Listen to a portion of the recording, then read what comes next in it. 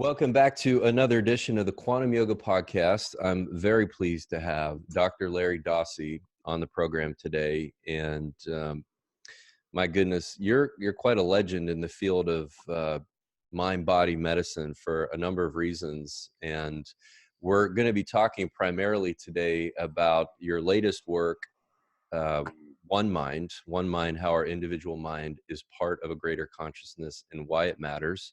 So thank you for coming on the program. It's lovely to have you. Thanks, Jonathan. It's my pleasure.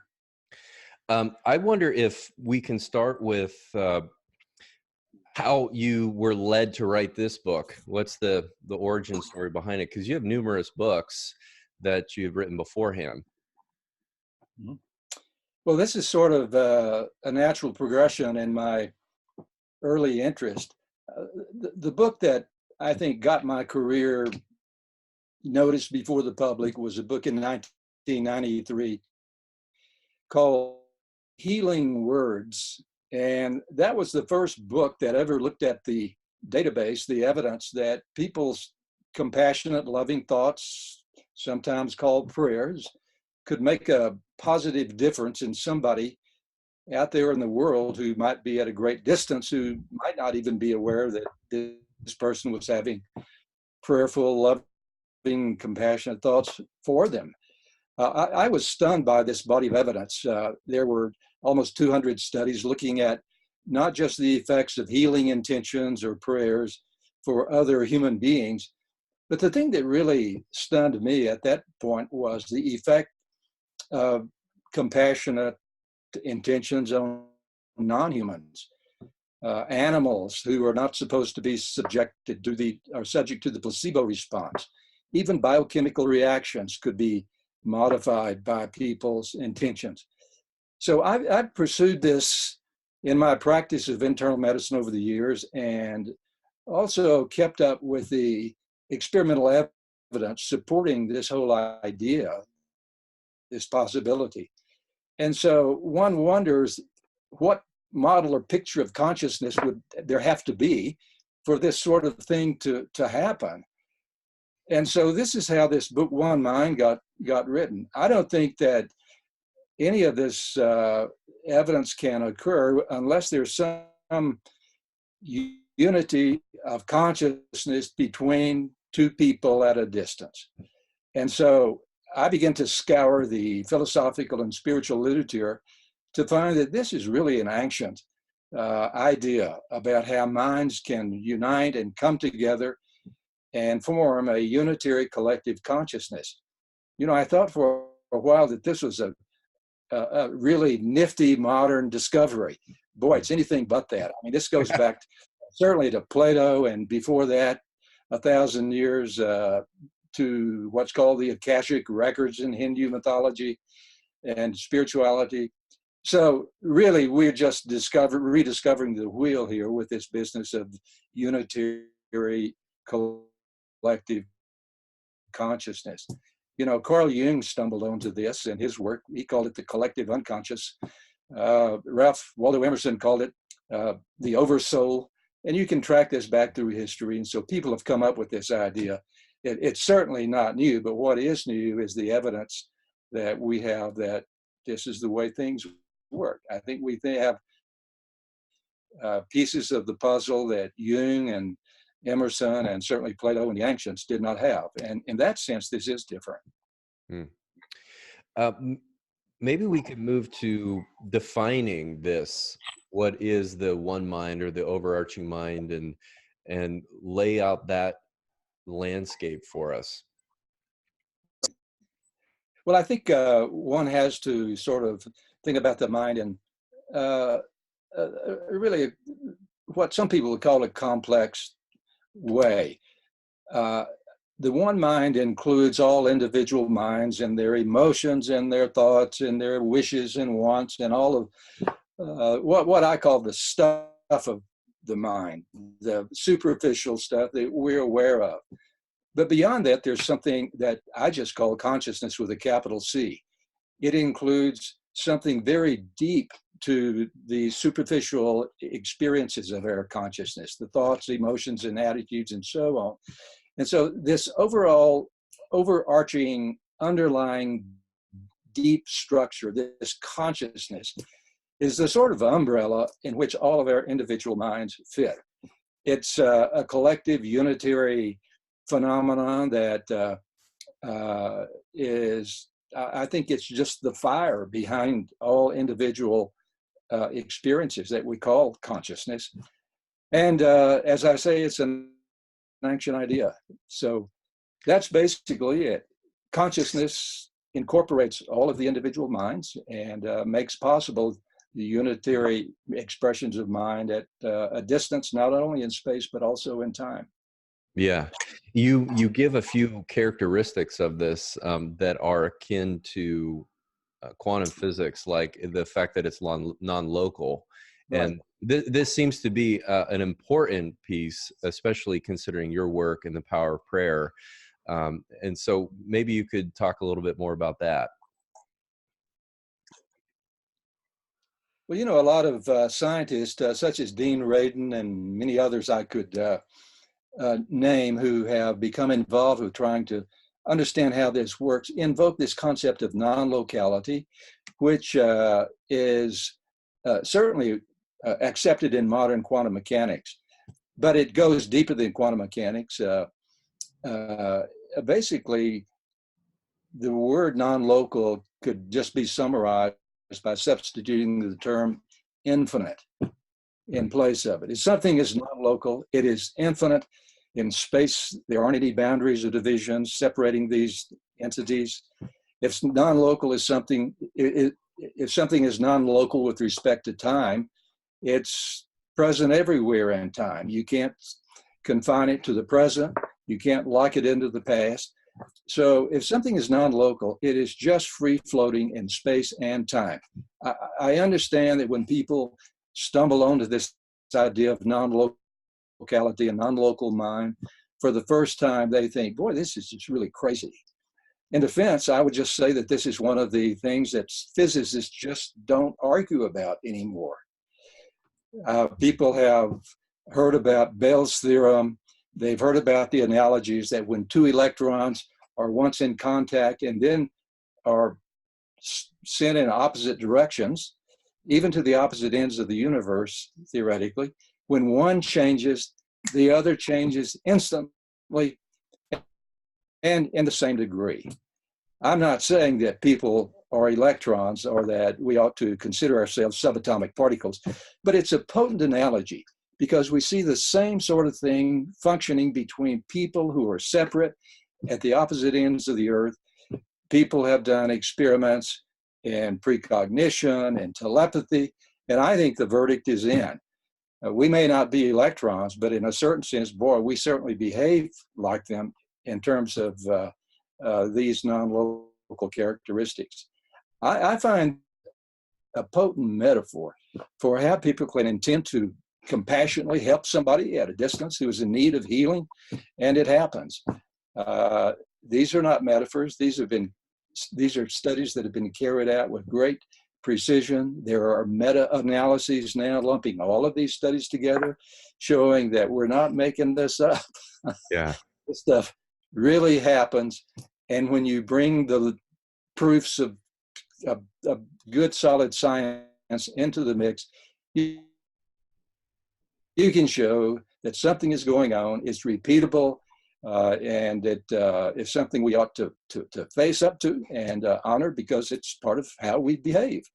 And it is characterizing how our minds function. If people want to say, well, what do physicists know? They're eggheads anyway. I don't want to go in that direction. That's fine. There are other ways to come to terms with these phenomenon in terms of spiritual pursuits that go back 3,000 years. Mm-hmm. So I think people can pick their way through this and find a way to come to terms with these characteristics of our consciousness without having to slog through equations and go through physics and places that they may not be comfortable with. Yeah, it's strange. There's a part of it that when we're talking about physics and quantum mechanics that is so non-personal and so unhuman that it's a little hard to connect to. Yet at the same time, it's like you said, it's just well accepted at this point. And so it's almost as if we need to stop trying to prove its existence and focus on how we can leverage it in a positive way, or how we can leverage it in a positive way, which you've written extensively about. And you mentioned in an interview I was listening to recently of a study on fertility that I thought was just so fascinating, regarding a triple blind study. Do you recall this study that you were talking about, where there were people sending prayer intentions to strangers they didn't know? Yeah. It was a study that took place at a fertility clinic in South Korea. And these women were divided into several groups. Some received distant prayer that they would get pregnant. Others weren't. And this was one of those double-blind, randomized controlled studies. And the people who received intentions for fertility had superior outcomes in terms of getting pregnant. This study, I must say, was criticized by some people who found out that one of the people who designed the study had gotten into some sort of financial trouble with the feds and didn't pay his taxes or something like that. And the skeptics used this to disgrace this study. I never cite it anymore because there's that little tag that makes you wonder, well, if he was dishonest with his taxes, maybe he lied about the study. So I'll give the skeptics that one. There are many more. There are dozens more that are even more convincing than that. So, but it is one that is in the literature, and whether or not it was a totally valid study, I have no way. But even if you say, just take this one off the books, that doesn't change the overall outcome of these studies. Yeah. What research do you like to cite now that is supporting your one mind hypothesis, or what would I say, this long-standing one?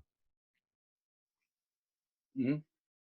Well, there's a study that was published in the journal Explore, which the subtitle is the Journal of Science and Healing, which I serve as executive editor for. And we published what is called a meta-analysis last year, which was done by a researcher in England at Northampton University, Chris Rowe.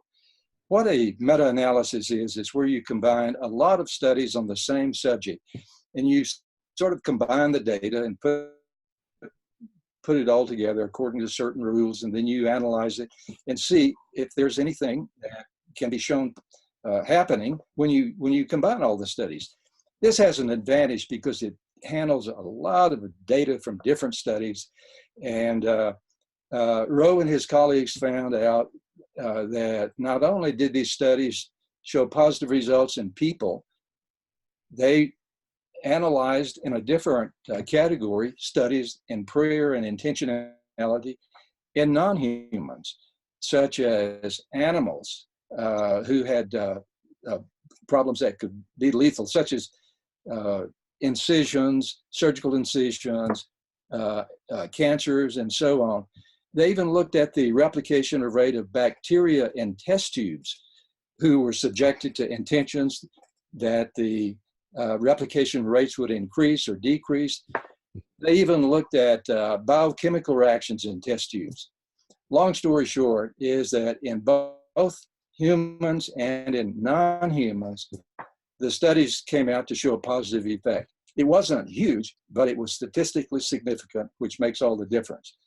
Based on this profoundly careful meta-analysis, I think we can say with some certainty that we're not fooling ourselves here. Those kinds of studies, I have to add, have a deficiency. They do not take into account people's individual experiences. Probably everybody has heard of somebody who was dying from cancer, got prayed for, got well, or some sort of hideous disease just went away because of spiritual pursuits and so on. Those kinds of individual case reports just don't make it into these kinds of studies. So you have this other body of evidence, which I think is really important. There's single case histories of just people's experiences. There's a book I want viewers to know about that has some of these individual case studies in it. It's called Doctors Untold Stories. Doctors Untold Stories. It's really got some whoppers in there, I'm telling you. It's written by an internist who lived in the southern Illinois area named Scott Kolbaba. And he did something that I'd never heard of anybody doing. This doctor went around and asked fellow physicians on the staff of this hospital, I want you to write up for me the case that for you has been the weirdest thing you've ever seen in your practice as a doctor. And so there were about 20 of these docs who wrote up these things that never get published. I mean, you never hear about them. And this is what you can see if you step outside randomized interventions and randomized controlled studies. I think this is where the gold is in this search. I've written about one of these studies, which is really, well, it just leaves you dazzled. Can I just take a few moments to just briefly describe this case? Please, yeah. Well, you can look it up on the internet. The patient's name is Barbara Comiskey, Cummiskey. Barbara developed horrible, rapidly progressive multiple sclerosis in high school. She was a gymnast, she was a flautist, she was a gifted student. She was diagnosed at the Mayo Clinic. There was no doubt about the horrible progressive nature of this disease. So over a period of a few years, she went from bad to worse. She wound up with an ileostomy, a catheter in her bladder, a feeding tube in her stomach, a tracheostomy. She was on continual oxygen. And over a period of years, she wound up on hospice care. She was dying. Her family got together with the doctor, the internist, Dr. Thomas Marshall. They agreed that there would be no heroics when she died. They would just let her go. Well, something interesting happened. There was a little radio station in this small town, which one Sunday decided to have a prayer request for all the people in the listening area who were really horribly sick. She was on the list. This was in the mid-afternoon, one Sunday afternoon. There were two girlfriends who had come over to visit her and sit with her. And what happened is that she had been curled up like a pretzel in a fetal position for years. She hadn't stood her own feet for God knows when. It was several years. So she said she heard a voice. And the voice said, Barbara, get up and walk. She did. She got out of bed and for the first time in years unfolded from her pretzel position and walked around. Her mother heard some commotion in the bedroom, came in and looked at her, and apparently her body had changed. She said, Barbara, you've got muscles. Her father came in and he hugged her and waltzed her around the room. This was witnessed by the two girlfriends. So wow. She was no longer short of breath off of oxygen. The family, this girl had abandoned her religion, but that night, it being Sunday, they decided they better go back to church.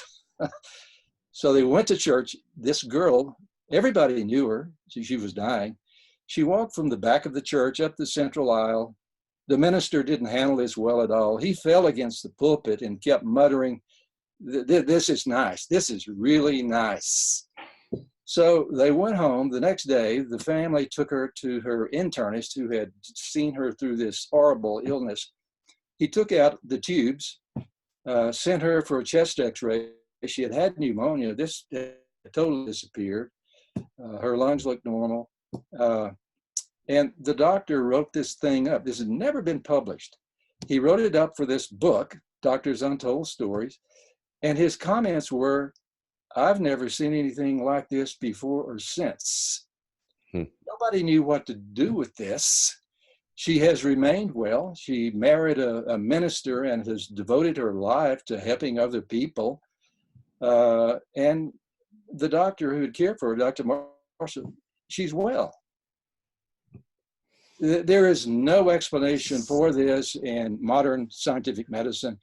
Nobody has a clue about how this could happen. But these are the sorts of cases that go unreported, that don't show up in the double-blind studies. And a lot of people just are so dazzled by them, they don't trust them. I mean, somebody must be lying. This cannot happen. But this is what we have to come to terms with if we want to do a good job of reporting what happens in people's experiments as a result of intentions or prayers, and if this doesn't explain things, then what else does? That's where we are. You know, I've collected a lot of these stories that don't get reported. There's a huge literature about this. And you can go through medical school and medical training and never hear a word about this. This is the power of intention, healing prayers, healing wishes, wants, whatever you want to call it. This is part of the way I believe that one mind operates through compassion and love and caring of one person for another. I'm certainly open to other explanations. I just haven't come across them. Well, let's use that as a segue, because talking about how one does get access to this greater consciousness, what are some of the ways in which we can access it? Well, I think that's what it does come down to. People, and I get in on this, you know, and how can I experience it? I think the biggest mistake people make is to overcomplicate this. One of the traditions in spiritual practice to tap into this awareness is just to sit down, turn off your cell phone, for goodness sakes, and be quiet and pay attention to what? Well, to whatever comes up. All of the methods that help people tap into the sense of connectedness have this in common. They are ways of getting your everyday mind out of the way and letting whatever wisdom and awareness is residing in who you are to bubble up and help you make contact with that. I mean, I think there are a million ways to do this. Exposure to nature has been one way that has been extremely fruitful for my wife and me. Every August, we turn off everything and head for the mountains and camp out in primitive areas at 12,000 feet and stay there for a month. You can get your consciousness modified. Wow. By doing that. I mean, we leave the cell phones behind. I mean, but that's just us. I mean, most people can't do that. But you can spend time in parks, beautiful gardens. You can visit art museums. There are a lot of expressions of great beauty that we can expose ourselves to do that help us enter that space. That point that you're making there about beauty, I find, is something that you don't read about very much in the Eastern sort of way of approaching this. You know, there's a lot about meditation and sort of usurping the rational mind, but gorgeous beauty that is awesome, like that is awe-inspiring, has that sort of shocking you into presence, right? Exactly. You know, there's a literature, I'm sure you're alluding to it. There's some awe studies now where people expose themselves to nature or great beauty or art or music, and their consciousness changes. And people can Google awe and look at awe-related studies now. People have actually looked at the ability of awe to just sort of clean you out and help you be empty. Emptiness is something that we bump into all the time in the spiritual literature. How do you become empty? It's a greater challenge now in our digitalized world than it, I think, has ever been in human existence. How do you experience emptiness and allow whatever wisdom is deep to surface? It is problematic. There's a study now that shows that 90% of teenagers go on their device within 15 minutes of waking up every morning. It's like if you're empty, you go to great lengths to not be empty. I mean, emptiness is something that we don't treasure anymore. And I think that inhibits our connectivity with the one mind state.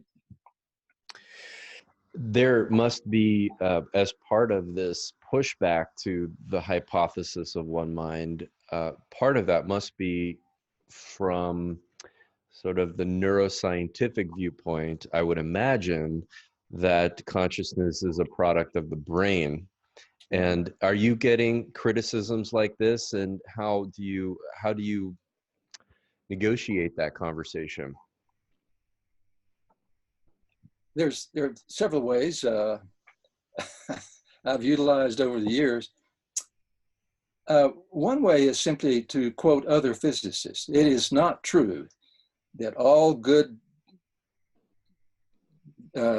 dues-paying physicists believe that the brain makes consciousness. As a matter of fact, one of my go-to physicists is the guy who invented quantum mechanics, Max Planck, who said that consciousness is fundamental. People don't like to hear this from Planck because it goes beyond the material assumptions that consciousness is somehow made by the brain. But he said that consciousness is fundamental. You cannot get behind consciousness, he said. And he wasn't alone. One of the people who was most eloquent about this was Erwin Schrödinger, who won a Nobel Prize in Physics in 1933. He actually called consciousness Unitarian one. He said there is never to be found consciousness in the plural. It's only singular. He said that, in fact, there is only one. Now, this is not some dope-smoking hippie in Southern California talking about unitary consciousness. This is one of the greatest physicists in the 20th century. David Bohm, the great physicist, also had the same idea. We've already mentioned Carl Jung, the great psychologist. Ralph Waldo Emerson had the idea of the oversoul, which is essentially the same sort of thing. So it is not true that all great physicists believe that the mind is made by the brain and is limited to the brain. There are plenty of great physicists who have maintained this one mind idea. So I think one way of dealing with materialist-oriented physicists is just to quote other physicists. Also, I think that these studies in distant intentionality, distant healing, are obvious examples that consciousness can simply do things that brains are not capable of doing. Brains stay within our cranium. They seem to be limited to the present. Consciousness does not behave like this. If you toss out non-local mind, the unitary one mind, you have just simply got to do away with the thousands of studies that show that consciousness can reach out, achieve healing effects at a distance, and perform feats like telepathy, precognition, and so on, for which there is an enormous database. This may change tomorrow, but I have never seen a materialist-oriented physicist who is even conversant in this literature. So I think that we have science on our side here, and that's why I have been quite forthright in presenting these ideas to groups of physicians, medical schools all over the place, and interested lay people. I find that most people who have trouble with aren't individuals, lay people who see this operating in their lives.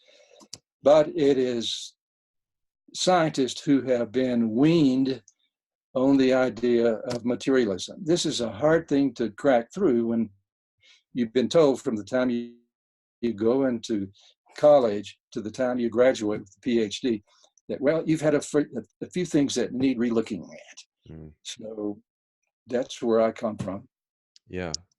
Well, one of the things that you have achieved since the writing of your first book is to have this viewpoint actually being taught in medical schools. Is I think it was something, what, 3 medical schools were talking about the power of intention and prayer in the healing effect. And do you have an idea now how many it is? Well, I've lost count. I know it's between 2/3 and 3/4. And the last time I looked, but you're right. In 1993, when Healing Words was published, only 3 medical schools in the entire country who even looked at this database. Now, the vast majority of medical schools feature this evidence. A lot of them aren't standing up and cheering about it, but at least it's in the curriculum. And we know something else. Now the data over the years has shown that people who follow some sort of spiritual path in their life, and I have to say, it just doesn't seem to matter which one they pick, but if they pick one and they stick with it, they live on average 7 to 14 years longer than people who don't follow a spiritual path. And here's the clincher. They have a lower incidence of all the major diseases you want to look at, including heart disease and cancer.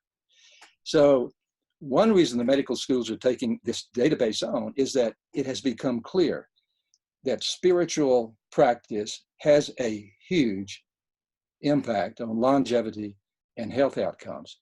So it's not like this has become optional for the medical schools. You know, if you can identify something that adds 7 to 14 years long to your life, you better make people aware of that. And you better include that in the curriculum that young doctors are taught. Medical schools don't yet have courses on the tooth fairy, you know, and there's got to be a lot of solid evidence before something gets on the curriculum. This evidence is curriculum for most of the medical schools in the country. I must say, I did not see that transition coming when I jumped into this business back in the early 90s.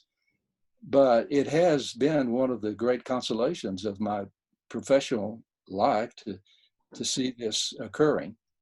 Another thing that has been a great consolation to me is that I've had very interesting conversations with physicians themselves who write me. I have a file drawer of these letters. They say, well, you think that stuff you write about is crazy. Let me tell you what I saw. And then they tell me these incredible stories. And I think, where were you? I mean, why didn't you write it up? Why isn't this in the medical literature? But the reason doctors don't write up these kinds of cases is fear of collegial criticism. They just think that this is the worst thing I can do for my career, to stand up publicly for this distant healing intentionality stuff. And so what you have is this ghost literature out there that should be in the medical journals, but usually it's not. I was giving a talk to a group of Harvard physicians who had gathered here in Santa Fe, where I live, for an updated internal medicine talk, and I talked about these issues to them, and I knew this would not go over very well. They didn't come here to hear these kinds of lectures. And so I told them some of my experiences, and sort of, you know, purposefully made a fool out of myself by going publicly in defense of this sort of stuff. And I decided, you know, well, they will just crucify me during the Q&A session. And the very opposite happened.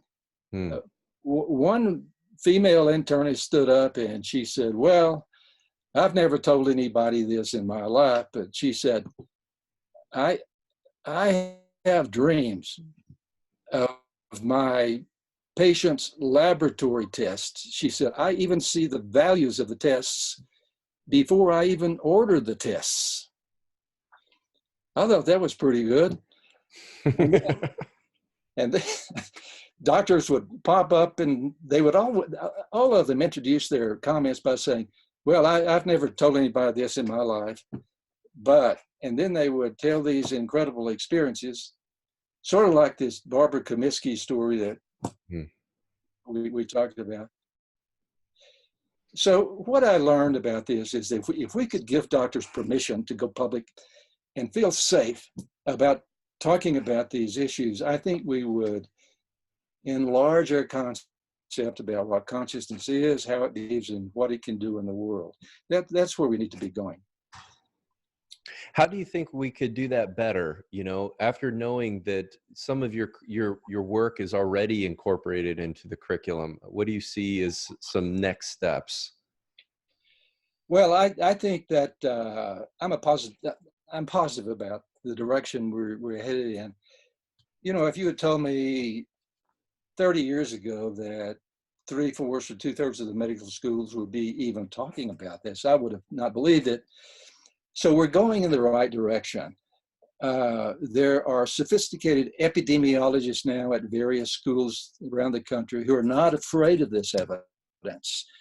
So it is becoming easier for these studies to get published.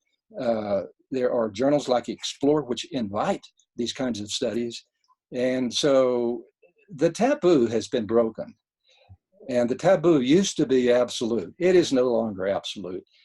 You can thrive in your academic appointment now at medical schools without getting fired and criticized roundly for attention to this stuff. So I think that a lot of social changes have also fed into this. Now, it seems that, you know, half the United States population is doing mindful meditation or some sort of yoga.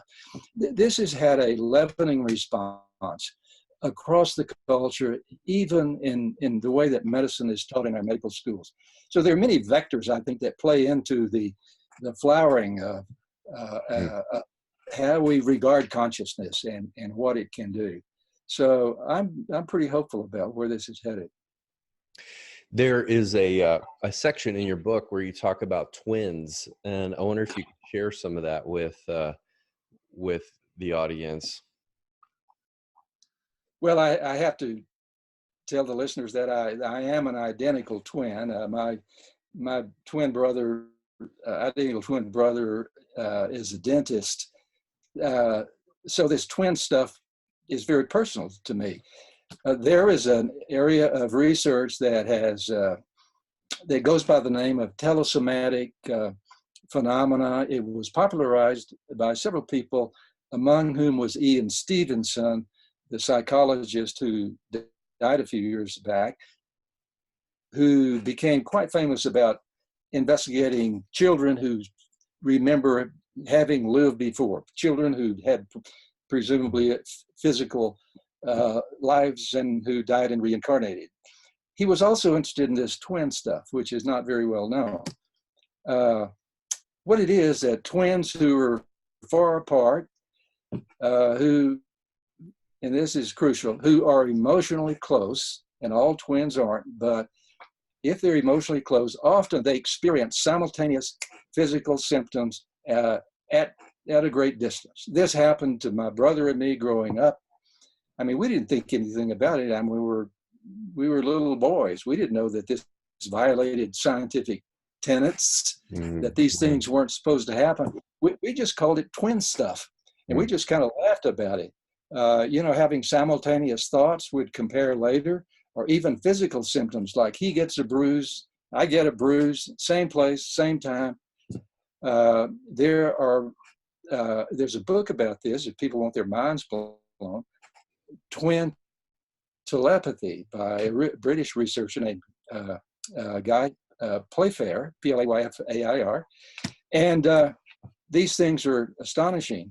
I write about some of this because of my personal involvement with these kinds of phenomena, and there's a stunner that I like to talk about. These two little 4-year-old girls, they were in England, and one was carried off to visit the grandparents one day by the father. The other stayed home to help her mother do household chores. Unfortunately, helping her mother, she touched a red-hot iron, and she erupted on one part of her hand with a burn, a big fat blister, kilometers away, unknown to the other twin at the grandparents' house. She erupted at the same time, same hand, same place. That's a telesomatic event. This was photographed. They were taken to a doctor, got their burns treated. The press got a hold of it, and they became quite famous and were investigated by psychologists from the university. And so that's a typical example. These things are sort of hushed up. They aren't supposed to happen. But Playfair, the researcher, collected these things from all over the world. And so it makes fascinating reading if people want to see how the one mind can play out in everyday life in physical ways for which there is, I think, no other good explanation. Can you talk about the role of emotions in these non-local effects, and within also the context of one mind, and maybe accessing one mind, if because this seems to be, I don't know, a core feature, and as in something that's also overlooked. A lot of people like to think of prayer as a cognitive process. Yeah. Deep to cognition and to logic and reason in these kinds of distant, non-local healing events. And if I had to select one word that might capture the emotional side of this, it would have to be love. Compassion and caring and love of one person for another seems to set these things in motion.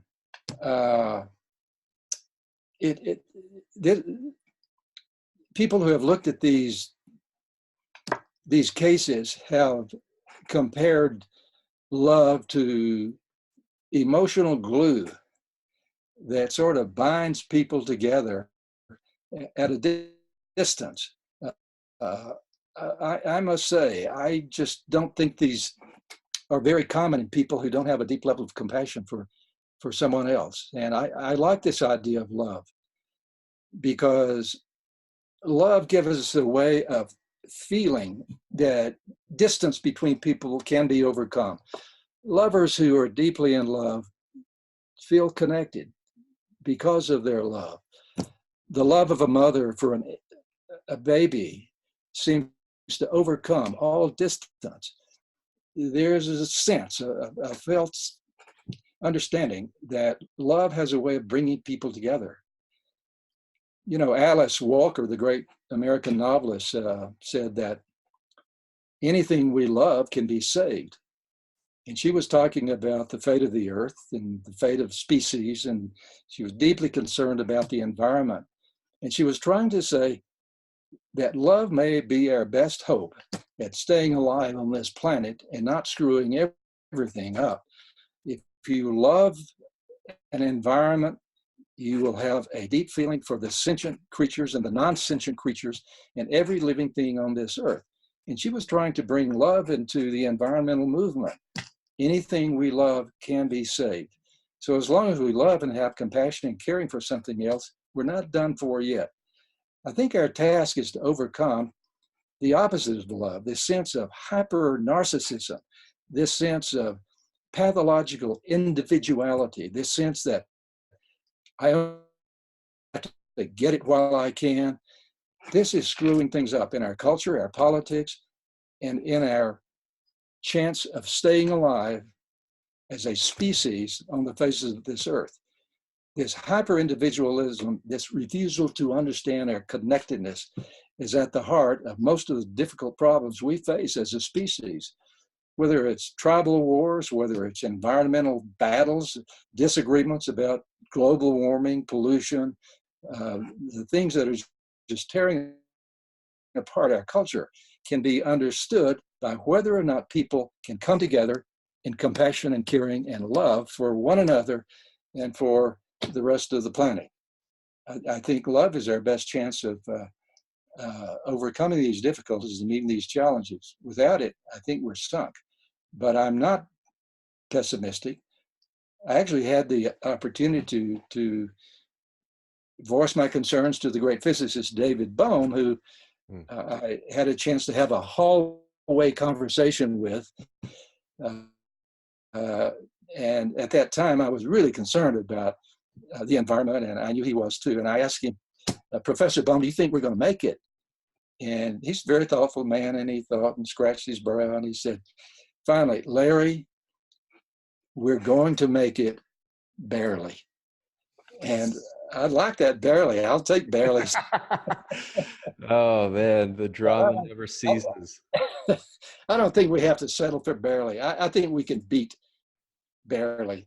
And if we do beat barely, it's going to be through compassion and caring and deep understanding and a sense of unity with one another. I'd like to hear from your perspective, since you are on top of the research, where do you think it's going?